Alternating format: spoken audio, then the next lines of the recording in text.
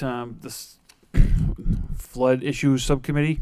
We're here to discuss, to vote and adopt the hazard mitigation plan for our northern Middlesex region, 2015 update. Mr. Clerk, please call the roll. Chairman Rourke, Here. Council Belanger, Here. Council Mercia. Here. That's 3 present. Great, thank you. Along with the members of the subcommittee, you also have Councilor John Leahy tonight. From MCOG, you have Jay Donovan. We have George Rose, Lowell's Emergency Management Director, and the City Engineer Lisa DeMayo. Thank you for being here. With that, I'll start with Jay. Thank you, Mr. Chairman. Thank you for hearing us on this. The preparation of the hazard mitigation plan is required under the Federal Disaster Mitigation Act of 2000. And it's necessary to ensure a community's eligibility for funding under FEMA's pre-disaster mitigation, flood mitigation assistance, and hazard mitigation grant programs. NIMCOG has been working with local communities on the development of the plan since 2011. We've been working with George and with Lisa, working with the public safety officials, people in your planning department in terms of the development of the report. So this plan must be updated and adopted every 5 years in order for communities to remain eligible for FEMA grant funding. We set up a multiple hazard community planning team for the region. NIMCOG took on this responsibility for doing it on behalf of all its 9 communities instead of having each one of the 9 communities do their own plan. And this team was comprised of emergency managers, public safety officials, planners, engineering staff, and public works personnel. We solicited input from residents, the business community, neighborhood organizations, nonprofits, and other interested stakeholders. 10 public meetings were conducted throughout the planning process. Basically, the plan assesses the community's exposure and vulnerability to natural disasters such as flooding, winter storms, earthquakes, wildfire, urban fire, tornadoes, and hurricanes. It also evaluates the severity and extent of natural disaster occurrences in each community. The critical infrastructure in each community has been mapped and evaluated in terms of its vulnerability to natural hazard. The plan outlines measures that can be taken to reduce or prevent future damage caused by natural hazards, reducing long-term risks to human life and property, and it assesses the interrelationship between climate change and hazard mitigation. An existing protection matrix was developed that outlines the measures and programs and projects that have already been implemented in each community. And then, as required, the plan demonstrates that the City of Lowell has made progress fulfilling the commitments made in the previous plan. An action plan was developed through a consensus building process, and priorities were established based on cost, availability, funding, political feasibility, and acceptance, consistency with local plans and priorities, lead time required for design and implementation, whether the measure had been subject to a public process, was approved by the chief legislative body, or needs action by a permitting agency. Some of the mitigation actions identified for City of Lowell include structural projects such as drainage improvements to reduce roadway flooding, continued implementation of the city's CSO program, and the rehabilitation of structurally deficient bridges. Prevention measures such as working with the State Department of Conservation and Recreation and the towns of Drayton and Tingsboro to address fire threats in the state forest. Revising local regulations to improve floodplain management and cleaning debris from the canals and flood control structures. Emergency service projects such as updating, upgrading snow removal equipment, adding potable water supply units for emergencies, and identifying locations for snow storage in the event of severe weather storms.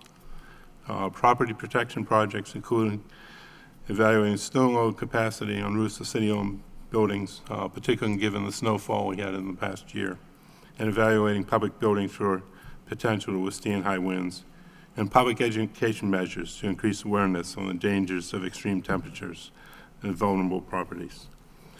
Once this plan is adopted by our communities, NIMCOG staff will meet with the members of the community planning team annually to discuss each community's progress in implementing the plan. And should a disaster occur, the plan can be updated throughout the process. We've met with most of our communities so far, and they've all endorsed the plan, and we're looking for the endorsement of this subcommittee and the City Council as a whole. Great, thank you. Just a quick question. So are we the last to... You're not the last. Okay. Dunstable is tomorrow night. Are they the last? Pardon me? Is Dunstable last? I think so. Okay. Thank you, Sorry, Mr. Councilman Chairman. Mr. Donovan, we're table 87, which means we're the proposed mitigation action for the city of Lowell, table 87. So an awful lot of work went into this, no doubt about that. Is this plan good for 5 years? Is it every 5 years that we support the actions that are taking place? I know that Table 87 refers to the city of Lowell. Right. And when you look at 2006 and what damage transpired in the city of Lowell, specifically in the Pawtucketville area, the Rosemont section, we do need a plan in place. We certainly have one. Certainly a lot of work has gone into this. So this is slated for a public hearing, which is tonight for the city of Lowell. So what I want to know is, so in other words, when we do have any catastrophes like we did in 2006, the city manager appeals to FEMA for some funding, Right. and this is what this entails? Yes. It makes you eligible for funding, deal with some of the flooding problems you have up in Centerville, other types of issues that you're going to face. The Table 87 you referred to is your action plan for the next 5 years. It assigns, identifies actions to be taken and whose responsibility is to undertake those actions. So it says specifically flooding, but it would also entail probably snowstorms? Yes. Because we've had some horrendous amount of snow last year, as a matter of fact, and I believe that we had asked for certain things. And then, of course, it's drought and brush wildfires, like things like that. So it's a very good plan that I had scanned over. I know that I received this yesterday from the Assistant City Manager, Michael McGovern, and I did specifically go through the Table 87. So I don't have any problem to support that and bring back to our colleagues, when the report of progress comes forward, our support. But I just want to know if my colleagues have any other input into I didn't know this. if George and Lisa had something to say Sure. from their perspective. I just want to say that the word mitigation means that we don't have to wait for these things to happen. We already have identified them. So we can apply, for example, you used the Rosemont area. I know we have a berm there right now. That's insufficient, correct? But we can apply for mitigation grants before an incident happens. So if we've recognized something already exists, we can start, once the council approves this, and it's approved by all 9 communities, correct, sir? Well, once the council approves this, Lowell will be eligible. Okay, so we don't have to wait for the other communities. Right. We can address an issue now. So the mitigation is, we know a problem exists, do a feasibility study, and I'm sure the engineer's office would be working on something like that, and then apply for the grant funding. And if I'm correct, that's a 75-25% match. So if a project cost $1 million, the city would have to pay $250,000. Right, thank you. Okay. Thank you, Councilor. And again, this is another example of being proactive as a result of reactive, correct? Right. That's correct, right? Great, thank you. You took the words right out of my mouth. Lisa, anything? Just to say the amount of work that Mr. Rose has put into this is more than substantial, phenomenal. Yes. It's a good plan, and George is the one who gets the kudos. Yeah, no, we got, I think on Friday night, it was emailed to us, and I think it's well over 300 pages, graphs and circumstances and different type of scenarios that Lowell would deal with, and I think it's a good measure, good thing put in place, and congratulations to you for getting this, and again, looking forward, that we can deal with it, pre as of, instead of post, right? So, thank you would be the first thing I think the committee would say, and congratulations on the plan. So, anything from? Yeah, thank you, Mr. Chairman. I just want to echo your comments, Mr. Chairman. Great work to all those involved. This is, more or less an insurance policy for the city of Lowell in the event of a tragedy, and it's good. That's a good peace of mind in that sense. So I appreciate all the hard work by everybody, and I know I and a lot of other people have a good sense of security on this. Thank you very much. Great, thank you, Lisa. Councilor Mercia mentioned. It is, the green light's on. Is that better? Maybe I wasn't close enough. The green light's on. We'll have to remember that later. 'Cause it's not working. Yeah. Councilor Mercia had mentioned a public hearing, and through the process of putting the entire plan together, NEMCOG has had several public hearings with business communities, all the different.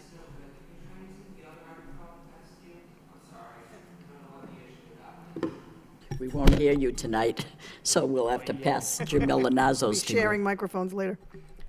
Oh, okay, there's something wrong with that one then. NEMCOG has run a series of public meetings with all the various neighborhood groups, economic, the business community, and so I think it's been publicly vetted quite well already. I think tonight what we're looking for is a vote of approval, so I don't think tonight is a public hearing. I think it's an actual vote. A vote of approval. So having said that, Lisa DeMayo, I would like to, Mr. Chairman, make a motion that to support the hazard mitigation plan as presented from the Northern Middlesex Council of Governments. Second the motion?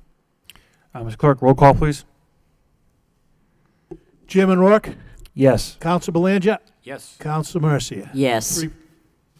Three yeas. Great. With that being said, any other questions or comments? Mr. Chairman, I have a copy of the certificate of adoption that was sent to the city manager's office that I'll hold a copy of, and all that has to be done is put it on the city's letterhead and have the 9 city councilors sign it, and then get it back to us, and we'll submit it to FEMA. Sure, that can be done tonight. So once again, thank you very much. Thank you, Mr. Donovan.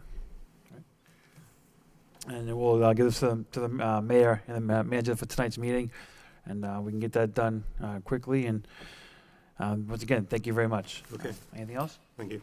I'd just like to lastly say that, we simply come on board and we look at what the mitigation action is, but we really don't realize all the hard work that has gone into this. So I just want to publicly thank everyone that was involved to put this together, because you're presenting us a whole bunch of work that we simply look at and scan it, and we don't realize all the work that went into it. So I want to publicly thank everybody involved to get this here. Thank you so much.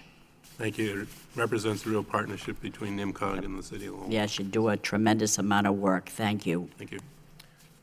Okay, with that being said, a motion to adjourn? Second. Thank you very much for coming out, and thank you for all the hard work, as Councilor Mercia had said, and we'll do this tonight. Thank you. Thank you.